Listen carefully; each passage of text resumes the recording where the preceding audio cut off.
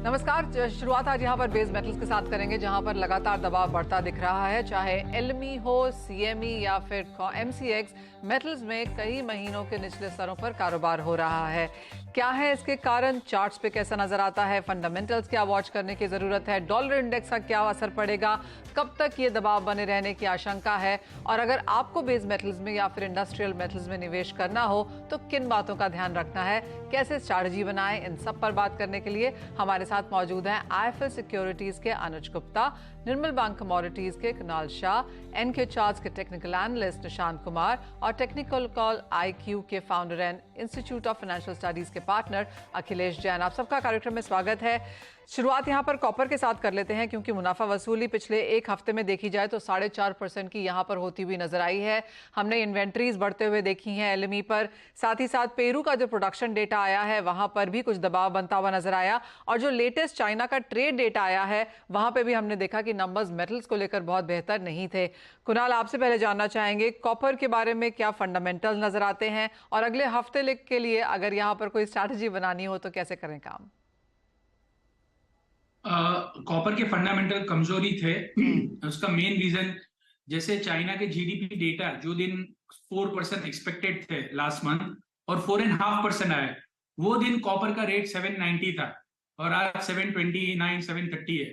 सो आप समझिए चाइना में जो रियल एस्टेट सेक्टर है, which accounts for the 25% of the China's copper consumption, that sector is not generating any major demand.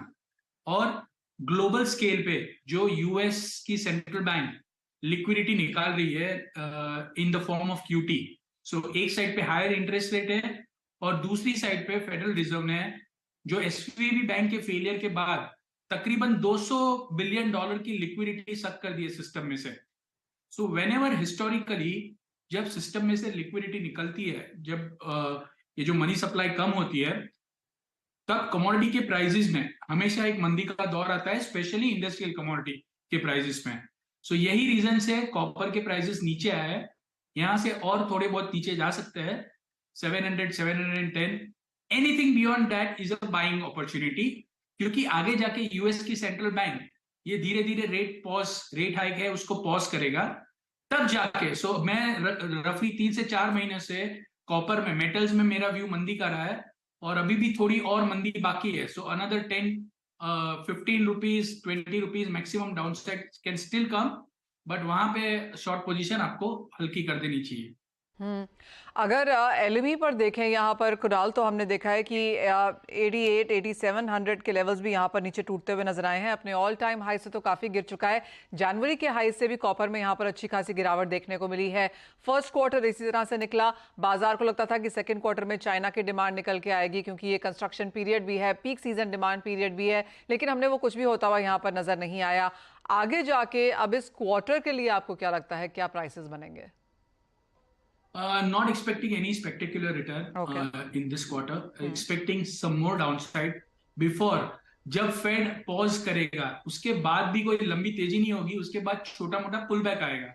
The main point for metals को तेजी होने के लिए 3 कंडीशन चाहिए। एक, robust growth from China real estate sector, which is not going to come. China का real estate sector में demand revival होगा, बट जो पहले बूम था, जो हमने 2000 से लेके साल 2017-18 तक देखा, वो जो 17-18 साल का जो बूम था, उसके बाद अभी वो सेम पीरियड देखने नहीं मिलने वाला है। सो जब तक चाइना का रियल एस्टेट सेक्टर में एग्रेसिव डिमांड नहीं आती है, इसको मेजर सपोर्ट नहीं। सेकेंड जो पॉइंट है वो है क्वांटिटेटिव टाइटनिंग। यूएस पे जो क्वांटिटेटिव टाइटनिंग चल रही है ये कंटिन्यू रहेगी एटलीस्ट नेक्स्ट 3 महीने। सो इसकी वजह से भी लंबी तेजी नहीं होने।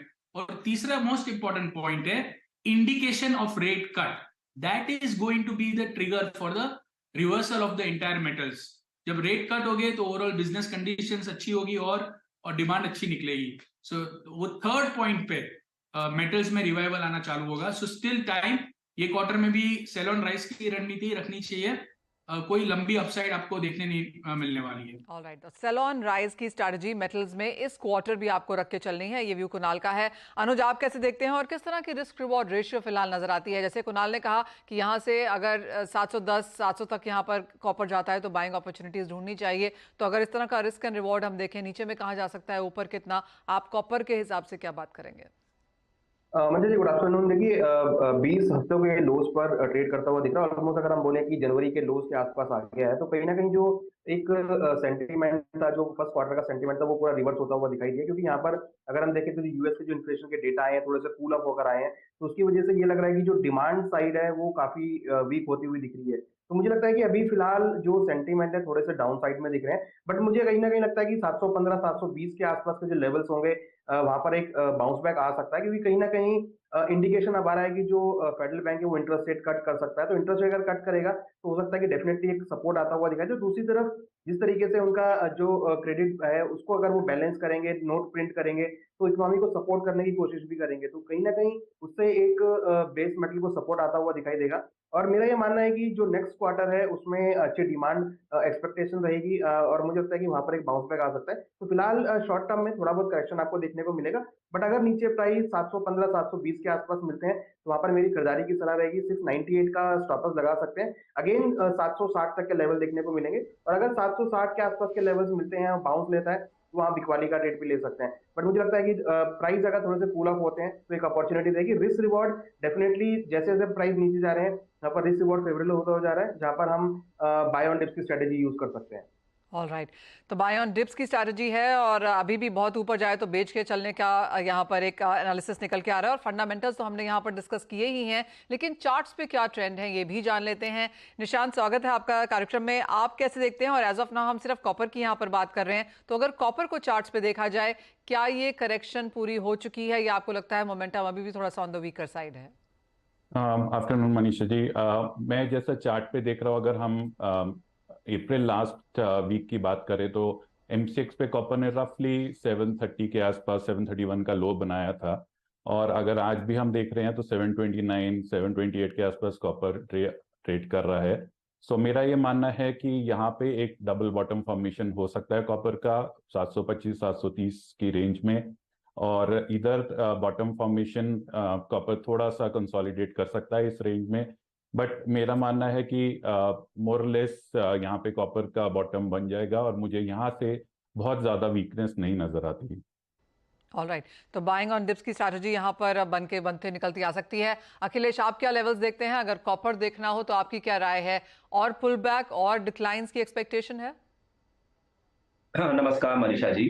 जैसे हमने सीपीआई की डेटा के बाद एकदम से फॉल आता देखा, कंप्लीट एमसीएक्स पैक के अंदर एक फॉल था। उसका जो मेन सिग्निफिकेंट कारण है वो डॉलर इंडेक्स में एक तेजी है। बॉटम में अगर डॉलर इंडेक्स का हम चार्ट देखें तो वहां पे एक सिग्निफिकेंट बेस बन रहा है, जो शो कर रहा है कि कहीं ना कहीं डॉलर इंडेक्स में भी शॉर्ट टर्म के लिए एक बार बॉटम आउट लग रहा है। और यहाँ से मुझे लग रहा है कि 104-5 तक मतलब डॉलर इंडेक्स आना चाहिए। तो शॉर्ट टर्म के लिए मुझे लग रहा है मेटल्स में either sideways to downside का मूवमेंट बरकरार रहेगा। बट बिकॉज फॉल बहुत ज्यादा है तो यस, ट्रेडिंग प्रोस्पेक्ट्स मैं यहाँ पे नहीं कहूंगा कॉपर में कोई भी सेलिंग करने के लिए। भाव उनको अगर 737 के आसपास मिल जाता है, मतलब यहाँ से कोई उछाला आता है, तो वहां पर यहाँ पे सेलिंग बना सकती है। 743 का इसमें स्टॉप लॉस रखिए। और मुझे लग रहा है ये भाव 715 के आसपास हमको मिलने चाहिए। तो अभी मिला जुला सा व्यापार लग रहा है, बट उछाले में सेलिंग का रिकमेंडेशन है 743 के नीचे। ऑलराइट, तो इस हफ्ते की शुरुआत हमने जरूर यहाँ पर खरीदारी के साथ आते हुए देखी थी, लेकिन क्लियरली क्लोजिंग उस लिहाज से नहीं हो रही है। ये एक और हफ्ता ऐसा है जहां पर हमने कॉपर में नेगेटिव के साथ कारोबार होता हुआ देखा और अपटिक्स पे यहाँ पर बिकवाली की ही यहाँ पर एक पैटर्न है, एक स्ट्रैटेजी है जो यहाँ पर इन्वेस्टर्स ने अपनाई है। ये तो बात हुई कॉपर की, लेकिन आगे बढ़ेंगे और बात अब यहाँ पर एल्यूमिनियम की कर लेते हैं, जहां पर भी जो फंडामेंटल्स हैं वो यहाँ पर ऑन द बेरिश साइड हैं। क्योंकि अगर हम इन्वेंट्रीज की बात करें वो यहाँ पर बढ़ती हुई नजर आई हैं।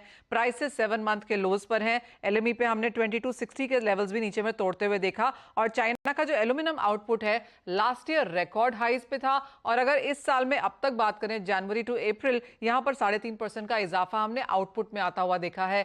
अनुज, कैसे देखते हैं आप एल्यूमिनियम के प्राइसेस? एक लगाड़ रहा है, उठने की जरूर कोशिश की, लेकिन उसके बावजूद भी अब फिलहाल फिर से एल्यूमिनियम में दबाव है। देखिए अगर आप टेक्निकल चार्ट पे देखेंगे तो ये करीबन जो रेंज है 200 से लेकर 215 के बीच काफी टाइम से मूव कर रहा है। और हमने देखा था कि अभी कुछ टाइम पहले भी 215 तक गया था, वहां से थोड़ा करेक्शन आता हुआ दिखाई दिया है। तो ओवरऑल अगर हम देखें तो 200 के आसपास काफी स्ट्रॉन्ग सपोर्ट ये मेंटेन करता हुआ दिखाई दे रहा है, जहां पर मुझे लगता है कि अगेन बाइंग एक्टिविटीज देखने को मिल सकती है। तो अगेन मुझे लगता है कि कहीं ना कहीं लोअर लेवल्स पे जो रिस्क रिवॉर्ड रेशियो है वो प्रेफरेबल हो सकता है। तो 203 202 के आसपास के खरीदारी के ट्रेड रहेंगे। 190 पे स्टॉप लॉस लगाए, टारगेट ऊपर में करीबन 220 230 तक के अगर हम आने वाले क्वार्टर की बात करें तो एक लॉन्ग टर्म पर्सपेक्टिव से देखने को मिल सकते हैं। तो मोमेंटम थोड़ा सा मुझे लगता है कि 200 के आसपास काफी स्ट्रॉन्ग सपोर्ट मेंटेन करेगा। और हम देख भी रहे हैं कि हिस्टोरिकली भी 200 के आसपास से काफी स्ट्रॉन्ग सपोर्ट आता हुआ दिखाई दिया है। वहीं अगर हम बात करें तो जिस तरीके से बाकी मेटल्स में एक रैली हमने देखी थी सिल्वर के अंदर, तो मुझे लगता है कि उससे भी काफी हद तक एल्युमिनियम को सपोर्ट आता हुआ दिखाई देगा। हालांकि इन्वेंट्री थोड़ी हाई है, बट कहीं ना कहीं डिमांड का भी मुझे लगता है कि नेक्स्ट क्वार्टर में देखने को मिल सकती है, तो उससे एक बाउंस बैक आता हुआ दिखाई देगा। ऑलराइट निशात, आप कैसे देखते हैं? आपको भी लगता है एल्यूमिनियम में बॉटम के करीब है? शायद 201 203 के आसपास एल्यूमिनियम अपना बेस बना सकता है। तो मेरा भी मानना है कि we are very close to bottom. तो यहाँ पे 201 202 में अच्छा सपोर्ट है और यहाँ पे से हम आगे जाना देख सकते हैं। कुणाल, आप भी खरीदारी में हैं एल्यूमिनियम के लिए? कोई बॉटम नजर नहीं आ रहा है मुझे, ये और खराब होगा। उसके फंडामेंटल रीजन ही बेरिश है एल्यूमिनियम के। चाइना ने अनाउंस किया था बीच में कि वो लोग प्रोडक्शन कट करेंगे। ऐसे अनाउंसमेंट आते रहते हैं चाइना से। Aluminium market is in a major deficit. अगर आप बात करेंगे तो एल्यूमिनियम की डेफिसिट बढ़ती जा रही है, नंबर 1। नंबर 2, इंडस्ट्रियल कमोडिटी की demand globally, India is exception right now. The global scenario is very worse, specially in US, in Europe. तो यहाँ से एल्यूमिनियम की डिमांड कम होती हुई नजर आ रही है। तो मैक्रो रीजन के कारण मुझे लग रहा है एक बार 195 194 ऐसे रेट भी एल्यूमिनियम दिखा सकता है। ऑलराइट अखिलेश, आपका क्या व्यू है? 200 के स्तर तोड़ेगा या उसके आसपास बॉटम बना लेगा? बिकॉज काफी ज्यादा मिला जुला कारोबार लग रहा है यहाँ पे, बिकॉज काफी लोअर लेवल्स पे है metals. But yes, I am still metals में मुझे अभी डाउन साइड लग रहा है। और थोड़ा उछाला मिलता है 206.50 के आसपास अगर एल्यूमिनियम मिलता है तो वहां पर सेल करके चलना चाहिए। 207.75 का इसमें एसएल लगाइए और 201 से 200 तक के मुझे यहाँ पे लक्ष्य आते दिख रहे हैं शॉर्ट टर्म के अंदर। अभी लॉन्ग टर्म के लिए यहाँ पे थोड़ा सा कहना मुश्किल है, बट मुझे ओवरऑल जो मेटल है अभी साइडवेज टू डाउन ही लग रहा है। जब तक कि ये ऊपर आके कोई सिग्निफिकेंट लेवल्स या टेक्निकल स्ट्रक्चर्स चेंज नहीं कर रहे, अभी सैलून राइज ही करना चाहिए।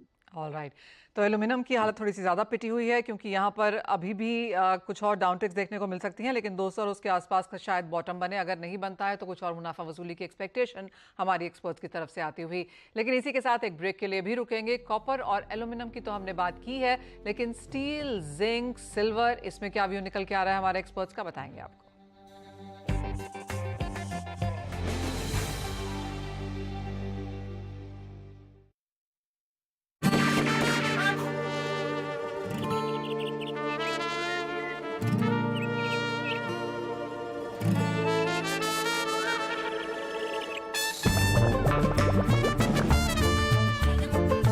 When your number gets shared, you get unwanted calls. Buy motor insurance on PhonePe. We keep your number private, always. Save up to rupees 12,000 on car insurance on PhonePe. Zedlak Premium Agarbatti and Dhoop, official prayer partner, Delhi Capitals. Chhotu, come time में ज्यादा काम कर लेगा। ऊंची चढ़ाई पर भारी load कर लेगा। कम फ्यूल में मीलों का सफर कर लेगा। आ गई है नई सुपर कैरी, ज्यादा पावर, बेहतर सेफ्टी और माइलेज के साथ मेरी सुपर पावर। नई Maruti Suzuki super carry with super power. एक है जमीन मेरी, एक है मौका मेरा, इसमें सब लगाऊंगा, अपने इरादों से मजबूत एक घर बनाऊंगा। हाँ शुक्ला जी, भिजवाना सिर्फ अल्ट्राटेक ही। अल्ट्राटेक ही क्यों? आप ही ने तो कहा था कि घर जिंदगी में सिर्फ एक ही बार बनता है।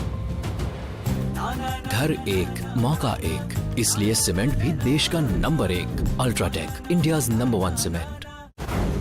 मार्केट के आखिरी 1.5 घंटे का सारा एक्शन आपका वापस 20 डे एक्सपोनेंशियल मूविंग एवरेज है और वो सपोर्ट का काम करेगा मार्केट के लिए। क्लोजिंग बेल बजने से पहले कीजिए जबरदस्त कमाई। वो चीज जो कि कल हमारे हक में थी स्लिप कर रही है हमारे फेवर में। कॉल राइटर्स, पुट राइटर्स पूरी तरीके से हावी हैं। तो यहीं पर हमने देखा है वो अच्छा खासा रुझान खरीदारी का बना है जाने माने एक्सपर्ट के साथ। निफ्टी के पैटर्न को देख के लगता है कि बैंक निफ्टी में भी हमें ब्रेकआउट देखने को मिल जाएगा। देखिए कमाई का अड्डा के प्रायोजक हैं server 40 extra, can't do without it. कुछ ऐसा ही महसूस होता है ना जब आपकी कमाई पर टैक्स की कैंची चलती है, लेकिन अब आपको टैक्स की कोई टेंशन लेने की जरूरत नहीं है। इनकम टैक्स हो या जीएसटी से जुड़ा कोई भी सवाल, दिग्गज टैक्स एक्सपर्ट के साथ मैं करूंगा आपकी हर उलझन दूर। देखिए टैक्स गुरु अब इन वक्त पर सिर्फ CNBC आवाज पर।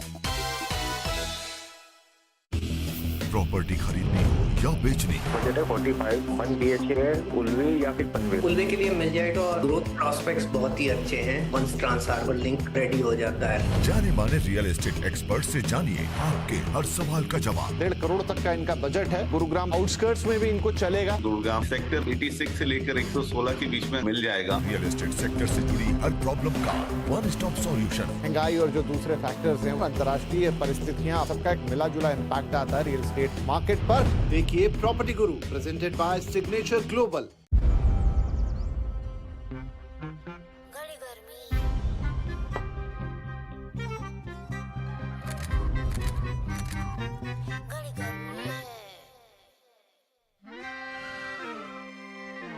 While a general has the power to cool, even in the hottest summers, its sustainable technologies help fight climate change and protect our planet.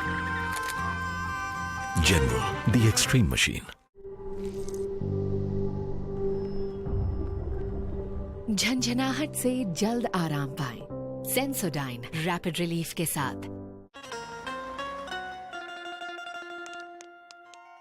उस्ताद मेरे उस्ताद, लीकेज का कुछ तो करो, दामन पे लग गया दाग। छत पे केमिकल वाटर प्रूफिंग तो कराई थी, पर किस्मत ने दिया झांसा। उस्ताद मेरे उस्ताद, शरबत में मिला दिया चूना, देखो इस छत की मजाल। केमिकल वाटर प्रूफिंग में फिर से पैसा डूबा, बना इज्जत का फालूदा।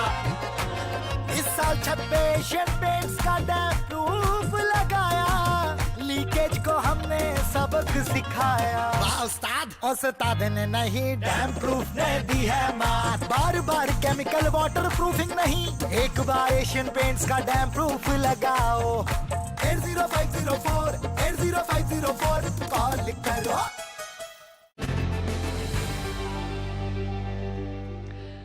स्वागत है आपका। हम बात यहाँ पर कर रहे हैं मेटल्स की अपने स्पेशल शो में, जहाँ पर इस हफ्ते उठापटक अच्छी खासी देखने को मिली है। और बात अब यहाँ पर जिंक की करते हैं, क्योंकि LME पे प्राइसेस 26 मंथ के लोज पर हैं, $2600 पर टन के नीचे। चाइना में जो जिंक की उत्पादन है अप्रैल में, वहाँ पर नियरली 9% का इजाफा देखने को मिला। मांग in any case on the weaker side रही है, इन्वेंट्रीज भी कम है, लेकिन क्योंकि डिमांड नहीं निकल के आई तो उसका वो एक रीजन है कि प्राइसेस अंडर प्रेशर रहे हैं। अनुज, कैसे देखते हैं आप जिंक के प्राइसेस? ये एक और ऐसा मेटल है जहाँ पर लगातार नेगेटिव मूव्स रहे। देखिए 26 महीने के लोस पर है और काफी अंडर वैल्यूड ये हो चुका है, तो मुझे लगता नहीं है कि यहाँ पे ज्यादा गिरावट आपको देखने को मिलेगी। ऑलरेडी जो इन्वेंट्री वाला सिचुएशन है वो यहाँ पे डिस्काउंटेड हो चुका है और हमने देखा कि सभी बेस मेटल में सबसे ज्यादा जो करेक्शन है वो हमने जिंक में आते हुए देखा है। मुझे लगता है कि एक शॉर्ट कवरिंग यहाँ पर आ सकती है। जिंक में भी काफी करेक्ट हुआ है और काफी स्पीड से करेक्ट हुआ है, तो जब भी स्पीड से करेक्ट होता है तो एक शॉर्ट कवरिंग देखने को मिलती है। कहीं ना कहीं मुझे लगता है कि जिंक में 223 के आसपास अच्छे सपोर्ट लेवल होंगे, जहाँ पे एक शॉर्ट कवरिंग के चलते खरीदारी का ट्रेड बनाया जा सकता है। 205 पे स्टॉप लॉस लगाएं, टारगेट ऊपर 250 तक एक बार बाउंस बैक आ सकता है। तो मेरे हिसाब से थोड़ा बहुत करेक्शन अगर और आता है तो 223 220 के आसपास खरीदारी का ट्रेड बना सकते हैं। तो एक बाउंस बैक एक्सपेक्ट कर रहा हूँ जिंक के अंदर, क्योंकि सबसे ज्यादा अंडर वैल्यूड कमोडिटी हुई है बेस मेटल्स में। अखिलेश, आप कैसे देखते हैं? आपको भी लगता है बॉटम क्लोज है, खरीदारी की राय अब जिंक में निकल के आएगी? अभी शॉर्ट टर्म के लिए मेटल्स मुझे ऐसा कोई पर्टिकुलर अपसाइड नहीं दिख रहा है। हाँ, यस, उछाला लगता है, क्योंकि जब भी प्राइसेस इतने करेक्ट होते हैं तो पुल बैक आता है और trapping and all the things, थोड़ा सा मुनाफा वसूल भी देती है नीचे के। बट मुझे लग रहा है कि उछाले में इसको सेल करके ही चलना चाहिए 232-33 के आसपास। 234-50 का इस पे ऐसा लगाइए, मुझे लग रहा है 225 के आसपास इसके भाव हमको दिखने चाहिए। आप कैसे देखते हैं इसको कुणाल, बिकॉज ये चौथा महीना है जब हमने यहाँ पर गिरावट आते हुए देखी है। जी, चाइना में जिंक का प्रोडक्शन बढ़ते जा रहा है और चाइना में स्टील की डिमांड, जिंक का जो मेन कंजम्पशन है वो होता है स्टील को गैल्वेनाइज करने में। अगर आप स्टील मार्केट चाइना में देखेंगे तो स्टील का प्रोडक्शन नीचे आ रहा है। प्रोडक्शन नीचे आने के बावजूद भी प्राइस नीचे आ रहा है, इंडिकेट कर रहे हैं कि चाइना में स्टील की डिमांड बहुत कमजोर है। तो ऐसे सिनेरियो में जिंक में तेजी होने का इंडिकेशन बहुत कम है। यहाँ से और 4 से 5% की गिरावट और जिंक में देखने मिल सकती है। ऑलराइट, तो अभी भी कन्विक्शन नहीं है कि हम अच्छा खासा एक रिबाउंड यहाँ पर किसी भी मेटल में आता हुआ देखेंगे। निशांत, आपको क्या लगता है 4-5% की गिरावट जिंक में आप भी एक्सपेक्ट कर रहे हैं? हाँ, नहीं मनीषा, 225-228 के आसपास इसका बॉटम मुझे दिखता है चार्ट्स पे। तो 1 से 2% मैक्सिमम, और उसके बाद यहाँ से करेक्शन कंप्लीट होती हुई दिखती है और हमें बाउंस यहाँ मिल सकता है। तो मैं ज्यादा नीचे एक्सपेक्ट नहीं कर रहा हूँ जिंक में। निशांत, आप स्टील कैसे देखते हैं, क्योंकि यहाँ पर भी प्राइसेस में हमने एक दबाव के बाद पिछले 3-4 सेशंस में खरीदारी आते हुए देखी है। एक्चुअली ओवरऑल मेटल सेक्टर में स्टील में यहाँ पर इस हफ्ते बेहतर प्रदर्शन देखने को मिला। स्टील चाइना में अगर हम देखें, चाइना फ्यूचर्स काफी अच्छे से बाउंस कर चुके हैं। इंडिया ने भी बाउंस किया है स्टील फ्यूचर्स, बट मुझे लगता है कि एक लास्ट सेल ऑफ आ सकता है स्टील में। बट मोरलेस बॉटम काफी पास है स्टील का। हमने लास्ट टाइम जब बात करी थी तो स्टील में दबाव दिख रहा था, बट अभी मेरे को ज्यादा इसके नीचे नहीं दिख रहा है। तो स्टील काफी पास पहुंच गया अपने बॉटम के। ऑलराइट, हम चांदी पर जाएं इससे पहले आपसे वन वर्ड आंसर सभी से लेना चाहेंगे। निशांत, आपसे शुरुआत कर लेते हैं। एक मेटल जिसमें आप बहुत बुलिश हैं और एक में जिसमें आप बेरिश हैं। कॉपर मैं बुलिश रहना चाहूंगा, बट अभी मुझे जिंक अभी भी थोड़ा सा वीक है, क्योंकि जिंक काफी करेक्ट हुआ है बट क्लोज टू बॉटम है, बट इतना बाउंस इमीडिएट नहीं दिख रहा है मुझे। कुणाल, आप क्या चूज करेंगे? I think on the down side copper में, और जैसे मैंने कहा 15 से 20 रुपए तक की डाउन साइड आ सकती है। और जहां तक अपसाइड है, अपसाइड में अगर बहुत ही लेना है तो 196 के आसपास एल्यूमिनियम ले सकते हैं, पर इमीडिएटली अपसाइड के लिए तो मैं कोई भी मेटल रिकमेंड नहीं। Alright, this is as diverse panel जो हम देख रहे हैं मेटल्स में यहाँ पर, और क्यों ना हो क्योंकि मार्केट ही ऐसी है और बहुत सारे फंडामेंटल्स चार्ट्स के मूव्स यहाँ पर देखने को मिले हैं। अनुज, आपकी क्या राय है, क्या खरीदेंगे और क्या बेचेंगे? देखिए, खरीदने के लिए तो एल्युमिनियम मुझे काफी अच्छा लगता है, क्योंकि हमने इसका रेंज बनते हुए देखा है। तो बाइंग साइड में तो एल्युमिनियम में रहूंगा। सेलिंग साइड में लेड एक ऑप्शन है जिसको बिकवाली की तरफ दिया जा सकता है, अदरवाइज एल्युमिनियम मुझे लगता है कि बाइंग साइड में रहेगा। अखिलेश, आपका क्या व्यू है?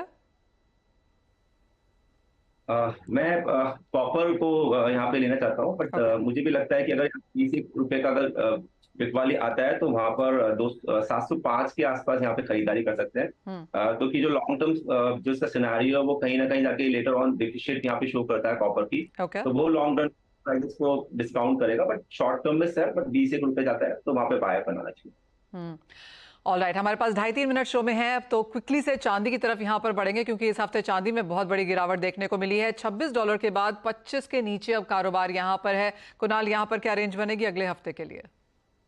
आई थिंक 72,000 के नीचे एक बार सिल्वर जा सकती है, और 70,000 के आसपास जिसको री एंटर करना है वहां पे कर सकते हैं। थोड़ा कमजोरी लग रहा है चांदी।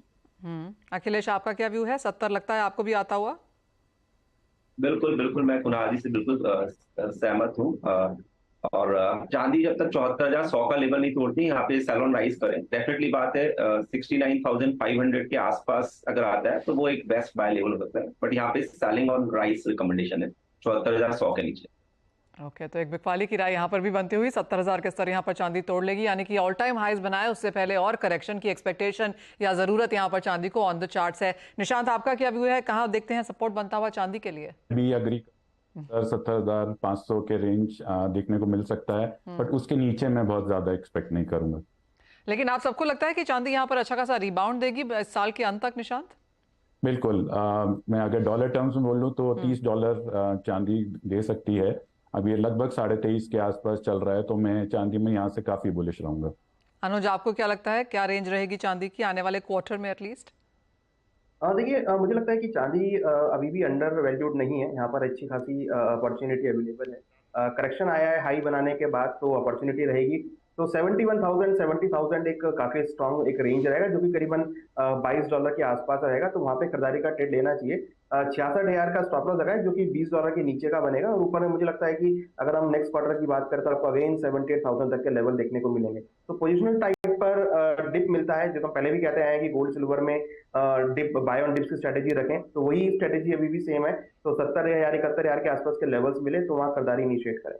ऑल राइट, तो ये हमारे एक्सपर्ट्स की राय है। नियर टर्म में चांदी और गिर सकती है, तो बेच के कारोबार करें। पोजिशनल कॉल के हिसाब से इन्वेस्टमेंट करनी है तो डिप्स पे चांदी में यहाँ पर खरीदारी करें। और जहां तक बाय कॉल्स है, क्लियरली हमारे एक्सपर्ट्स मानते हैं कि कॉपर एल्यूमिनियम खरीदारी के लिए राइप हैं। लेकिन अगर आपको बेच के काम करना है तो जिंक, लेड अभी भी वो मेटल्स हैं जहां पर कुछ और मुनाफा वसूली देखने को मिल सकती है। थैंक यू सो मच आप सभी का हमारे साथ आज जुड़ने के लिए और मेटल्स पे इतने डिटेल में फंडामेंटल्स एंड टेक्निकल्स के साथ यहाँ पर बात करने के लिए। इसी के साथ मुझे भी दीजिए इजाजत, लेकिन आप बने रहिए CNBC आवाज पर।